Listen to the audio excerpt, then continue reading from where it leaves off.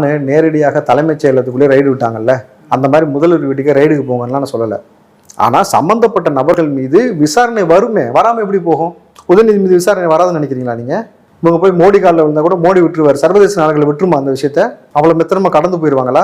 அவங்கள பொறுத்த வரைக்கும் உதயநிதியோ முதல்வரோ இங்கே பெரிய விஷயம் கிடையாது. ஆஸ்திரேலியா கவர்மெண்ட்டுக்கோ நியூசிலாந்து கவர்மெண்ட்டுக்கோ அவங்களுக்கு தேவை இந்த கும்பலை அழிக்கணும், இந்த மாஃபியாவை ஒழிக்கணும். இந்த தமிழ்நாடுல இந்தியாவில் உலகம் முழுக்க இந்த மெத்து விவகாரம் வரவே கூடாது அப்படின்றத அவங்க பார்ப்பாங்க. நான் என்ன கேட்குறேன், இயல்பாக சொல்லுங்களேன்.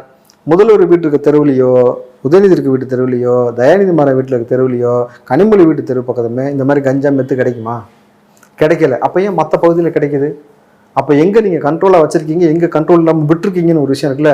இங்கேயும் காவல்துறை வச்சு தான் கண்ட்ரோலாக விட்டுருக்கீங்க. நீங்கள் வசிக்கிற தெருவில் காவல்துறையை போடாதீங்க, பாதுகாப்புக்கு ஒரு பயம் இல்லை, எவன் வேணாலும் போயிட்டு வரன்ற மாதிரி செய்யுங்க, உங்கள் தெருலையும் வைப்பாங்க. கரெக்டா? அப்போ உங்கள் தெருவுக்குனா மட்டும் ஒரு பந்தோபஸ்து, ஒரு பாதுகாப்பு, மக்கள் வசிக்கிற இடத்துல நீங்கள் எப்படி வேணால் புலங்கலாம்.